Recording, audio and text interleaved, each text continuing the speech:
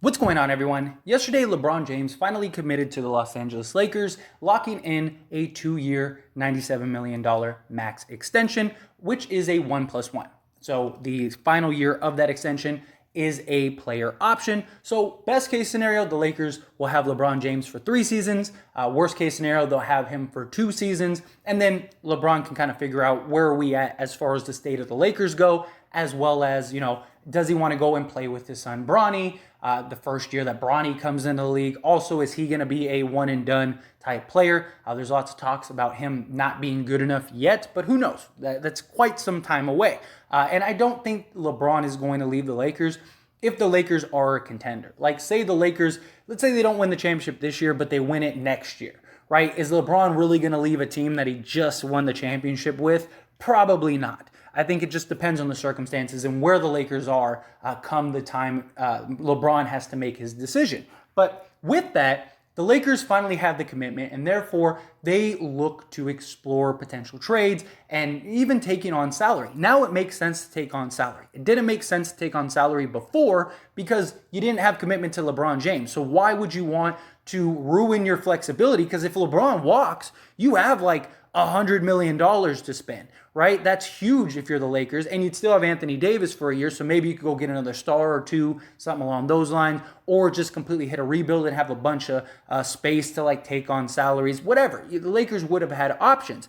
Now that LeBron has committed, the Lakers can take on and do like, a Kyrie deal or whatever, or even the Pacers deal. Both of those deals you're likely taking on, Buddy Hield, 2 years, close to $40 million over those 2 years. Same thing with Joe Harris, 2 years, roughly $4 million. It makes more sense because now you have LeBron James locked in long term. So if you can get an impact type of deal that really changes the structure of this Lakers team, then you can do it and you feel more comfortable doing it. But let's say the Lakers stand pat and they don't take on any salary. What do the Lakers look like as far as salary goes next season now that they have LeBron James on a contract extension? Because that's a big question. The Lakers would have had anywhere from $80 to $100 million without LeBron, and LeBron could have kind of, maybe took a pay cut. Many people wanted him to take that, or even if he did sign, right? You go and sign your players first, you do what you, kind of the James Harden route, right?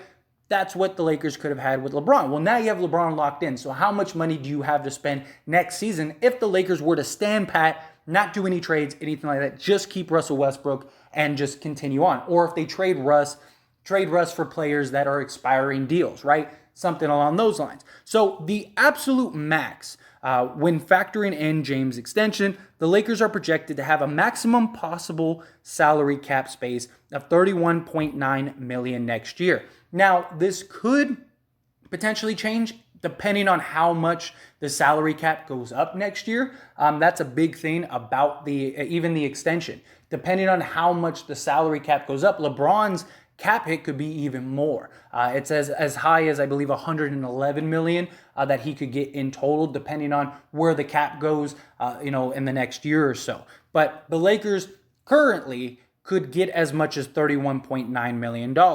Now, that is close to a max. It's not a max for like even Kyrie Irving. Kyrie Irving's max is like roughly like 35 to 37 million, something like that, off the top of my head. So you would just be shy. Would Kyrie take, a $5 million pay cut to come to the Lakers? Possibly. Also, the Lakers, depending on how they structure everything and how they go about everything, they could get their full mid-level exception. My apologies. So the Lakers could have some substance as far as cap space goes to really acquire some talent next season if that doesn't go, if they aren't able to make any changes or improvements. But you might be watching this video and going, well, why would the Lakers make a trade then if they have $31 million? If you can't get Kyrie Irving, why do any other deal? Stand pat and sign Kyrie Irving next season. Well, the reason for that is because this $31.9 million is the max that they could do. They'd have to basically kind of unload THT and renounce the rights to various players, stuff like that. So the Lakers could create that. Realistically, the Lakers will have about $20 million or so that they could use to go sign somebody, which again is not the max. So when you equate for that, and you go on the assumption that, okay, the Lakers would only have about $20 million, Now you can see why the Lakers might want to do a deal now. Go get Kyrie now if you can. Go do something along those lines. Like, Russell Westbrook, if you keep him and he falls off the books, it's not the end of the world, right? Because like I said, you bare minimum have $20 million to go and get some other players. You kind of can keep the guys that you want. Maybe the problem is the Lakers have seemed to go through this trend every single year of not signing guys to multi-year deals. Therefore, you're not getting their bird rights. So, for example, the Lakers could have signed, like, let's say Walker, right? If they would have kept Walker and signed him to like a 1+1, but it was a team option, then if he's no good and he doesn't work out, you can just let him go. But if he does work out, then you can kind of keep him locked in. Although you can make the argument maybe some of these players wouldn't have signed, like Troy Brown Jr. Like if he ends up, let's say he turns out to be an absolute stud because he's still young, 6'6", he's knocking down at like a 38% three rate, and he's, playing lockdown defense. Problem is he just immediately priced himself out of a Lakers deal. Where if the Lakers would have done that, they could have had him, they could have locked him in for next season and still had cap flexibility, stuff like that. It becomes a big problem. So that is an issue in and of itself. And then Westbrook, what do they do with Westbrook? At this point, if they're going to trade Westbrook, it needs to be for something that actually elevates the team. Because very likely, whatever deal you make to trade for Westbrook, those are the players you got for the next several seasons. It's not just like, oh, let's go trade Westbrook and then, we can just let them go. No, you're very likely, if you're trading Westbrook, taking on players that you're going to have for the next 2 to 3 years, bare minimum. So you need those players to be impact players and players that really upgrade the team. That's why like the New York deal or like even some of the Jazz deals don't really make a lot of sense for the Lakers. As much as, some of us might want some of those players, problem is that getting those players ruins and potentially could hinder the Lakers for the next several years. And that's what you don't want. It's a very rough spot the Lakers are in now that LeBron signed that extension, but it's not the worst spot to be in, right? The Lakers, worst case scenario, Russ stays, rides out for a year, whatever happens, you let him go and you have $20 million to spend. And then you still have all your little exceptions and stuff like that. You're still in a good place. You're still in a good spot. So the Lakers could, again, depending on how they go about it, could end up having about, a $13 million difference between taking on salary and not taking on salary is basically what the numbers run down to. And so Westbrook, the Lakers need to make a decision. Now, obviously, if you take on a deal like Myles Turner and Buddy Hield, it's a great deal. It's fantastic.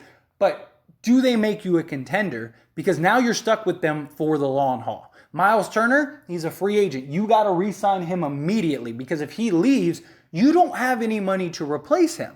So is Myles Turner going to want to commit to the Lakers long term? That's something you have to keep in mind. And two, are they willing to take him on?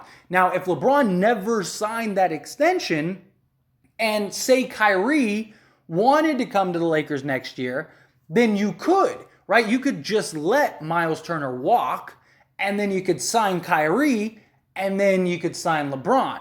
But now LeBron's locked in. You can't do that. So if the Lakers were to make the Pacers trade, that basically rules them out entirely for Kyrie Irving. Kyrie Irving is off the table. Kyrie Irving's going elsewhere next year. Now, if you're the Lakers, do you wait and run the risk of Kyrie, potentially coming or not next season? Or do you try to go and make the best team available and possible now? And you go get the Myles Turner and Buddy Hield deal, lock in Myles Turner for the next several years, sign him to a long-term contract, and now you're working with your exceptions and your vet minimums next season. So basically you got your core of Anthony Davis, Myles Turner, Buddy Hield, and LeBron James for the long term, and then whatever exceptions, things like that you have, that's what you would use to kind of fill out your roster. The other route, of course, is Kyrie Irving. That's the grand prize. The only way, realistically, the Lakers can guarantee Kyrie Irving is if they trade for him now. And that's one of the reasons why I think LeBron James knows something we don't. Because it is the timing in which he signed that extension. And look, I'm recording this video, and at this point of recording it, there has been no Kyrie announcement or anything like that. But, maybe you're watching this video hours later or something like that. Or, as you're watching this video, maybe we get an announcement. Maybe Kyrie deal gets done, or maybe the Myles Turner, Buddy Hield deal gets done. It's not out of the realm of possibility. I just think LeBron James signed that extension for a reason. The timing is just odd.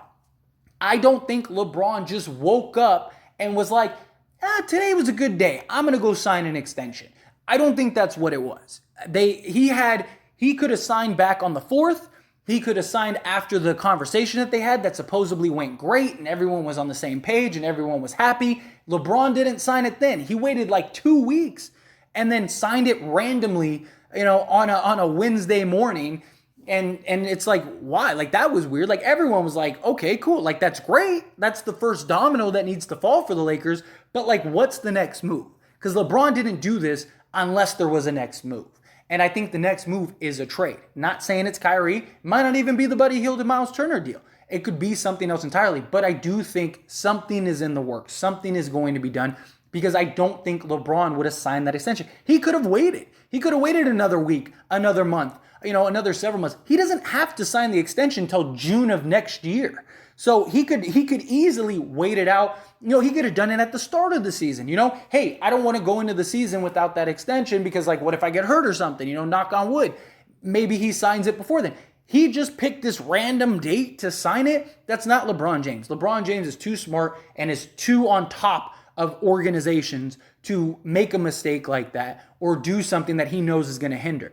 And the only way they're going to get Kyrie Irving is if they make a trade now. Now, look, it's not impossible for the Lakers to get Kyrie. Like I said, if they free up $31.9 million, that's probably enough to get Kyrie Irving, because Kyrie Irving probably isn't getting a full max anywhere. And if he wants to go to the Lakers, he'll take a slight pay cut to go to the Lakers. It's Kyrie Irving. We know he does what he wants to do. And so him missing out on like $4 million or whatever, he'll be okay. He'll survive, and they'll be able to make it work. So I'm not saying it's completely out of the realm that Kyrie is available, but if the Lakers make any other trade but Kyrie Irving, unless it's just for nothing but expiring contracts, the Lakers are basically pricing themselves out of Kyrie Irving. So I don't think a deal is going to get done until they are 100% sure Kyrie Irving is off the table. Either they trade for Kyrie Irving or Kyrie Irving is off the table. Maybe I'll make a video just dedicated to that because this is at the back end and not everyone watches the back end. But anyway, nonetheless, as always, this is a discussion, so I want to hear from you. Let me know your thoughts and opinions down in the comment section below. What do you think of this information? What do you think the Lakers should do? Do you think they should stand pat? Do you think they do the Buddy Hield and Myles Turner? That's enough with the current team to go forward, and who knows what free agents you'll get next season where you could maybe be a contender for several years? Or do you think, no, wait, do the Kyrie deal, or at least wait until the Kyrie deal is completely off the table?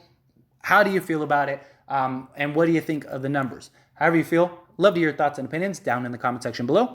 That being said, hit that like button. Helps me out a lot. Lets me know you enjoy these types of videos, and I truly appreciate it. If you're not subscribed to the channel, hit that subscribe button, followed by the bell notification. Stay up to date with all things sports. Join this wonderful community and all of our discussions. I'll see you all in the next one. Thank you.